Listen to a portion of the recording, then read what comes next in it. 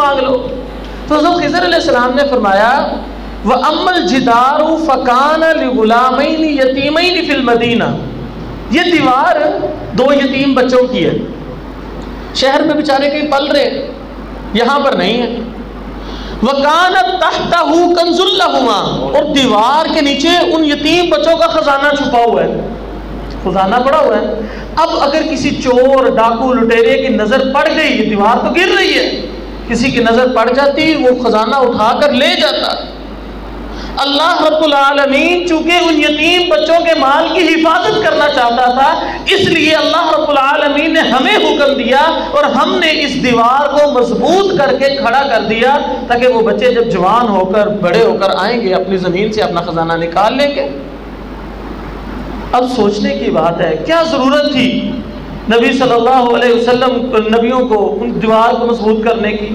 اللہ کو کیا ضرورت پڑی ہے کہ ان کی حفاظت فرمائے؟ بڑے بڑے لوگوں کا مال لوگ کھا جاتے ہیں، دنیا میں کتنے یتیم ہیں بیچارے رل جاتے ہیں، وارث دوسرے لوگ ان کا مال ہڑپ کر لیتے ہیں، لیکن یہاں پر اللہ رب العالمین نے وجہ بیان کی کہ کیوں میں نے ان کے مال کی حفاظت فرمائی اپنے انبیاء کے ذریعے۔ وَكَانَ أَبُوهُمَا صَالِحًا، ان کا باپ بڑا نیک تھا، باپ دین پر عمل کرتے کرتے دین کی حفاظت کرتے کرتے اس دنیا سے چلا گیا، اب اللہ رب العالمین اس کی اولادوں کی حفاظت فرما رہا ہے۔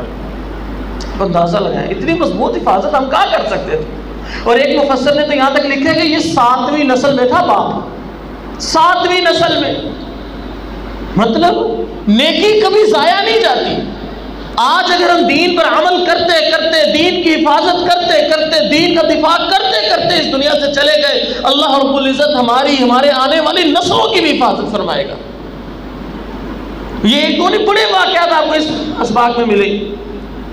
صحیح بخاری میں واقعہ موجود ہے، حضرت جابر رضی اللہ تعالیٰ عنہ آئے، اے اللہ کے رسول صلی اللہ علیہ وسلم میرا باپ شہید ہو چکا ہے، آپ کو پتہ ہے، بہنیں ہی بہنیں ہیں، کوئی بھائی نہیں ہے، اکلوتا ہو، چھوٹا سا باغیچہ ہے، اس کی تھوڑی سی فصل ہے، اس فصل سے کسی صورت قرضہ ادا ہو ہی نہیں سکتا۔ اللہ کے رسول صلی اللہ علیہ وسلم آج چونکہ قرضہ بہت زیادہ ہے تو قرضے والوں نے آنا ہے قرضہ کی ڈیمانڈ کرنے کے لیے، تو میں چاہتا یہ ہوں کہ آپ میرے پاس آ جائیں، آپ کا حیا کرتے ہوئے آپ کھڑے ہیں نا تو لوگ میرے سے سختی سے پیش نہیں آئیں گے، مجھے ڈانٹیں گے نہیں۔ آپ کو اچھی طرح پتہ ہے لوگ جب پیسوں کا تقاضا کرتے ہیں، لین دین ہوتی ہے، بڑی سخت کلامی ہو جاتی ہے، لڑائیاں ہو جاتی ہیں، بندے مر جاتے ہیں۔ تو حضرت جابر رضی اللہ تعالیٰ عنہ چونکہ چھوٹی عمر کے تھے تو آگے کہنے لگے اللہ کے رسول صلی اللہ علیہ وسلم قرضہ چونکہ بہت زیادہ ہے، بہت زیادہ لوگوں نے آنا قرضہ لینے، تھوڑی سی فصل ہے، چھوٹا سا باغیچہ ہے، قرضہ تو ادا ہونا نہیں، مجھے ڈر ہے وہ سختی کریں گے، میں یہ چاہتا ہوں کہ آپ میرے پاس آ جانا، آپ کا لحاظ کرتے ہوئے لوگ ذرا نرمی سے بات کریں گے میرے سے۔ اللہ کے رسول صلی اللہ علیہ وسلم نے فرمایا ٹھیک ہے جابر جاؤ، لیکن جا کے نا سارے کی ساری فصل جو کھجوریں جتنی بھی ہوں گی ایک جگہ پہ اکٹھی کر دو، دینا نہ میرے آنے سے پہلے۔ حضرت جابر رضی اللہ تعالیٰ عنہ چلے گئے، جا کر ساری کی ساری فصل اتاری، ڈھیر لگا دیا، قرضدار قرضہ لینے آ گئے، چھوٹا سا ڈھیر تھا۔ اب حضرت اللہ کے نبی صلی اللہ علیہ وسلم جب آئے تو انہوں نے آ کر اپنے کپڑے سے ان کھجوروں کے ڈھیر کو ڈھانپ دیا اور کہا جابر اس کپڑے کے نیچے سے کھجوریں نکالتے جاؤ، تولتے جاؤ، نکالتے جاؤ، تولتے جاؤ، جس بندے کا جتنا قرض ہے اس کے قرضے کے مطابق کھجوریں تول دو۔ حضرت جابر کہتے ہیں میں نکالتا رہا، تولتا رہا، نکالتا رہا، تولتا رہا، نکالتا رہا، تولتا رہا، سارے کا سارا قرضہ ادا ہو گیا۔ جب سارا قرضہ ادا ہو گیا نا، اللہ کے نبی صلی اللہ علیہ وسلم جب اس کپڑے کو اٹھایا تو کھجوروں کا ڈھیر ویسے کا ویسے ہی تھا۔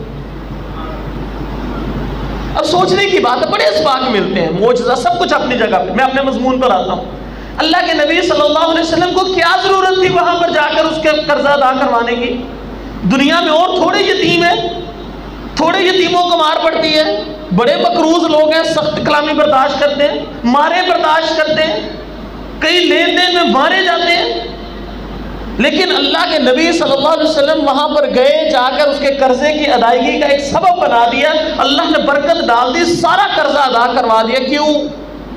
باپ نیک تھا، باپ دین پر عمل کرتے کرتے اس دنیا سے چلا گیا، اللہ رب العزت اب اتنی مضبوط حفاظت فرما رہے ہیں کہ اللہ رب العزت کو یہ بھی پسند نہیں ہے کہ میرے بندے کے بیٹے کو کوئی آ کے سختی سے بات بھی کرے، کوئی سخت کلامی بھی کرے، اپنے نبی کو بھیج کر سارا قرضہ ادا کروا دیا۔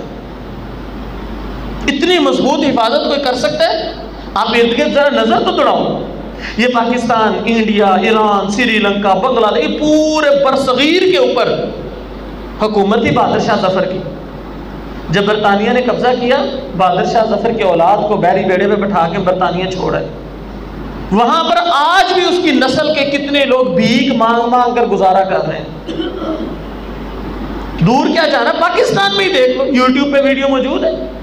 یہ قائد اعظم جس کی ہمارے نوٹ پر تصویر ہے، بانی پاکستان، اس پاکستان کا بانی سمجھا جاتا ہے اسے۔ اس کا بھتیجا، شکل بھی بڑی ملتی ہے، 80-90% شکل ملتی قائد اعظم سے، اسی طرح نحیف، اسی طرح کل کراچی میں رہتا ہے، اس نے باقاعدہ حکومت پاکستان کو درخواست لکھی ہے، بڑے تنگ حالات ہے، گزارا نہیں ہو رہا، میری تھوڑی مدد کر دیجئے، چھوٹے سے فلیٹ میں رہتا ہوں۔ اس کا فلیٹ بھی دکھایا ویڈیو والوں نے، چھوٹا سا اس کا گھر، بیچارہ بڑا ہی غریب ہے، قائد اعظم کا سگا بھتیجا ہے۔ اب آپ اندازہ تو لگائیں ہم کتنی کو مضبوط حفاظت کر سکتے ہیں۔ آج ہم مر جائیں، کروڑوں کی جائیداد کیوں نہ ہو، وارث کھا جائیں، ہمارے بچوں کو بے دخل کر دیں، کیا کر لیں گے؟ ہم قبر سے اٹھ کے آئیں گے؟ آؤ اپنے اللہ کے ساتھ سودا کرو، اور یقین کرو ہم جو کچھ کر رہے ہیں نا، ہم سارے ماشاءاللہ بڑی عمر کے لوگ بیٹھے، ہم کس لیے کر رہے ہیں؟ مرد کتنی کو زندگی گزارنا پسند کرتا ہے، اب اس سے ذرا اندازہ کریں، یہی مرد جب باہر کے ملک میں جاتے ہیں یا سفر کر کے کہیں جاتے ہیں، کیا کرتے ہیں؟ ایک ایک کمرے میں 4-4-5 کٹھے مل کے رہ رہے ہوتے ہیں، خود ہی کپڑے استری کریں گے، خود ہی کھانا پکائیں گے، ہر طرف سے پیسے کی بچت۔ چھڑوں کی زندگی یہیں پر ہی دیکھ لو، جو چھڑے رہتے ہیں کس طرح رہتے ہیں، لیکن پیسہ کما کما کے پیچھے بھیجتے ہیں اپنے بیوی بچوں کو۔ کیا چاہتے ہیں کہ کوئی بات نہیں، میرے پہ سختی آ جائے، میں سختی تنگی برداشت کر لوں گا، لیکن کوئی بھی مرد یہ نہیں چاہتا کہ اس کی بیوی کو، اس کے بچوں کو سختی برداشت کرنی پڑے۔ وہ اچھے سے اچھا گھر بنانے کے چکر میں ہوتا ہے، اچھی سے اچھی سواری بنانے کے چکر میں ہوتا ہے، تاکہ میری اولاد کو، میرے گھر والوں کو سکون رہے۔ کتنے باپ خود ٹوٹی موٹر سائیکلیں ہوتی ہیں، بیٹوں کو اچھی اچھی بائکس لے کر دی ہوتی ہیں، خود پرانے کپڑے پہن کے عید گزار لیتے، بچوں کو نئے کپڑے لے کر دیتے ہیں۔ ہم اپنی اولاد کو سکون دینا چاہتے ہیں نا، تو میرے بھائیو آؤ اپنی اولاد کے لیے پکا پروگرام بناؤ، اپنے اللہ کے ساتھ سودا کرو۔ احفظ اللہ یحفظ کا، ہم نے اپنے اللہ کے دین کی حفاظت کرنی ہے، جتنی ہمارے اندر استطاعت ہے ہم کوشش کریں اللہ کے دین پر عمل کرنے کی، اللہ کے دین کی دعوت دینے کی، اللہ کے دین کی دفاع کرنے کی اپنی پوری کوشش کر دیں، اور اسی طرح کرتے کرتے جب ہم اس دنیا سے چلے جائیں گے، اللہ ہماری آنے والی نسلوں کی کتنی مضبوط حفاظت فرمائے گا، آپ سوچ بھی نہیں سکتے۔ آپ کے ذہن میں بات ہوگی دونوں واقعات میں تو نبی تھے، اب نبی ہے نہیں، بات بڑے واقعات ملتے ہیں۔ صحیح بخاری کا واقعہ سنا کے بات ختم کرتا ہوں۔ حضرت عمر رضی اللہ تعالیٰ ایک دن جا رہے تھے، ساتھی بھی تھے ساتھ، جلدی میں ہوں گے، ایک عورت نے آواز دی، امیر المومنین سیدنا عمر میری بات سن کر جائیں۔ حضرت عمر نے اگنور کر دیا، چلتے رہے۔ اس عورت نے دوبارہ آواز دی، امیر المومنین سیدنا عمر میری بات سن کر جائیں۔ حضرت عمر نے دوسری مرتبہ بھی اگنور کیا، اس نے تیسری مرتبہ آواز لگائی، میں خفاف بن ایما کی بیٹی ہوں، امیر المومنین سیدنا عمر میری بات سن کر جائیں۔ حضرت عمر رضی اللہ تعالیٰ عنہ نے جیسے خفاف بن ایما کا نام سنا، فوراً اپنے ساتھی کو رکو رکو رکو، ابھی آیا، فوراً گئے، بیٹی کیا بات، کیوں پریشان ہو، کیوں آوازیں دے رہی ہو مجھے؟ کہنے لگی باپ بھی فوت ہو گیا، خامد بھی فوت ہو گیا، یہ میرے دو چھوٹے چھوٹے بچے ہیں، میں ان کی کفالت ہی نہیں کر پا رہی، میری مدد کیجیے۔ حضرت عمر رضی اللہ تعالیٰ عنہ نے فوراً اپنے غلام کو کہا جلدی جاؤ بیت المال میں ہٹا کٹا صحت مند اونٹ لو، غلے اور اناج سے لاد دو، بھر دو، اور سونے کی اشرفیوں کی بھری ہوئی تھیلی وہ بھی اوپر رکھ کے لے آنا۔ غلام گیا، جلدی جلدی صحت مند اونٹ لیا، غلے اور اناج سے لاد کر درمیان میں سونے کی اشرفیوں کی بھری ہوئی تھیلی، سونے کی تھیلی لے آیا اوپر کی۔ وہ آ کے جیسے ہی حضرت عمر رضی اللہ تعالیٰ عنہ کو مہار پکڑائی، حضرت عمر رضی اللہ تعالیٰ عنہ اس اونٹ کی مہار بیٹی کو پکڑا کر کہنے لگے بیٹی جلدی سے جاؤ، اپنے بچوں کی اچھے سے کفالت کرو اور پریشان نہیں ہونا، یہ ختم ہونے سے پہلے پہلے اللہ اور بہتر مال عطا کر دے گا۔ کیا مطلب؟ پھر مل جائے گا، پریشان نہیں ہونا، جاؤ اچھے سے کفالت کرو۔ جب واپس آئے نا، ساتھیوں نے بھی اعتراض کیا، امیر المومنین اتنا زیادہ مال دینے کی کیا ضرورت تھی، مانگنے والی تھی، تھوڑا بہت دے کے بھیج دیتے، بس ٹھیک ہے بات ختم، اتنا زیادہ مال دے دیا۔ امیر المومنین کہنے لگے پتہ کون تھی وہ؟ خفاف بن ایمان کی بیٹی تھی. میں عمر اس لشکر میں شامل تھا. ہم ایک قلعے کو فتح کرنے کے لیے گئے, وہ قلعہ ہم سے فتح نہیں ہو رہا تھا, ہم نے قلعے کا محاصرہ کیا ہوا ہے. کفار تیر پہ تیر برسائے جا رہے ہیں قلعے کی دیواروں سے, کتنے مسلمان زخمی ہو گئے, محاصرہ طول پکڑتا جا رہا ہے, کوئی فتح کے آثار نمایاں نہیں ہو رہے. اس کا جو باپ تھا نا خفاف بن ایمان, اس نے ہمت دکھائی, بھاگتا ہوا قلعے کی دیوار پہ چڑھ گیا. بڑے زخم آئے, بڑے تیر لگے, لیکن ہمت نہیں ہاری, اس نے چھلانگ ماری اور قلعے کا دروازہ کھولنے میں کامیاب ہو گیا. جیسے ہی قلعے کا دروازہ کھلا, مسلمانوں کی فوج اندر داخل ہو گئی, وہ قلعہ آنن فانن ہم نے فتح کر لیا. بتاؤ میرے ساتھیوں, جس کے باپ کی وجہ سے اللہ مسلمانوں کو فتوحات عطا کرتا ہو, میں عمر اس کے اولادوں کی حفاظت کیوں نہ کروں؟ میرے بھائیوں, بتانے کا مقصد یہ ہے, بڑے واقعات آپ نے ارد گرد نظر دوڑا کے دیکھ لو, آپ کو کتنے ایسے لوگ ملیں گے جو نارمل جب ان کا باپ زندہ تھا تب وہ اتنی اچھی زندگی نہیں گزارتے تھے. ساتھ میں خود ایسی فیملیز کو جانتا ہوں, جب باپ زندہ تھا وہ بیچارہ ٹیوشنیں وغیرہ پڑھاتا تھا, قاری صاحب تھے, لیکن ایک ٹوٹے سے فلیٹ میں کرائے کا مکان تھا, اس میں رہتے تھے. پارٹ ٹائم چھوٹی سی اس نے کینٹین بھی بنائی ہوئی تھی. بچے اس کے سرکاری اسکول میں یعنی کہ لوئر اسٹینڈرڈ اسکول میں پڑھتے تھے. اے سی وغیرہ کا کولر بھی گھر میں نہیں تھا ہوتا, ٹوٹی سی موٹر سائیکل تھی. فوت ہو گیا, بڑے بھائی کو اللہ نے بڑی دولت دی ہوئی تھی, اس کی کوٹھی تھی. اس نے کہا کوئی بات نہیں, میرے بھائی ہے, میرے بھائی کی اولاد ہے, کچھ نہیں ہوتا, میرے بھی تو اتنے بچے پل رہے ہیں نا. اس نے اپنی کوٹھی کو ایک سائڈ سے خالی کروایا, اس کا ایک فلور اپنے بھائی کی اولاد کو ادھر لا کے ٹھہرایا. پھر اس کے دل میں آیا کہ میرے بچے اتنے اچھے اسکول میں پڑھتے ہیں تو اس کے کیوں نہ پڑھیں, جہاں میں اپنے بچوں کی فیس دیتا ہوں 2 اس کے بچوں کی بھی فیس دے دوں گا. ان کے بچوں کو بھی اچھے اسکول میں ڈال دیا. پھر دل میں خیال آیا کہ میرے بچوں کے کمروں میں بھی اے سی لگا ہوا ہے, تو ایک اے سی تو ان کے گھر میں ہونا چاہیے, اے سی بھی لگوا دیا.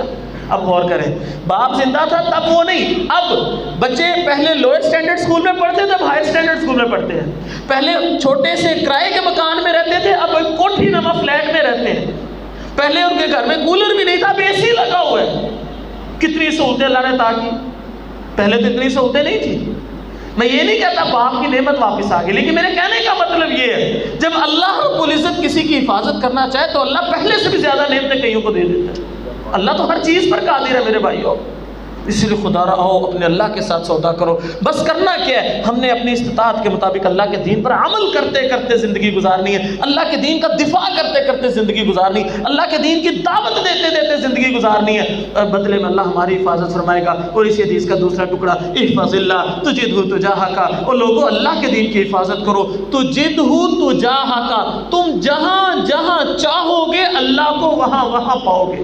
کیا مطلب؟ تمہارا دل چاہتا ہے تمہارا کاروبار خوب ترقی کرے, تم اللہ کے دین کی حفاظت کرنے والے بن جاؤ, اللہ تمہارے کاروبار کو چار چاند لگا دے گا. تمہارا دل چاہتا ہے تمہاری ساری تنگ دستیاں دور ہو جائیں, غربتیں دور ہو جائیں, ساری ضرورتیں پوری ہو جائیں, تم اللہ کے دین کی حفاظت کرنے والے بن جاؤ. اللہ ساری تنگ دستیاں دور کر دے گا, غربتیں دور کر دے گا, ساری ضرورتیں پوری کر دے گا. تمہارا دل یہ چاہتا ہے تمہاری اولاد تمہاری آنکھوں کی ٹھنڈک بن جائے, تم اللہ کے دین کی حفاظت کرنے والے بن جاؤ. اللہ تمہاری بیوی کو, تمہاری اولاد کو تمہارا فرما بردار بنا دے گا, تمہاری آنکھوں کی ٹھنڈک بنا دے گا. تمہارا دل یہ چاہتا ہے کہ لوگ تمہاری عزت کریں, خاندان والے تمہاری عزت کریں, مسجد والے لوگ تمہاری عزت کریں. تم اللہ کے دین کی حفاظت کرنے والے بن جاؤ, اللہ لوگوں کے دلوں میں تیرے لیے عزت بھی پیدا کر دے گا.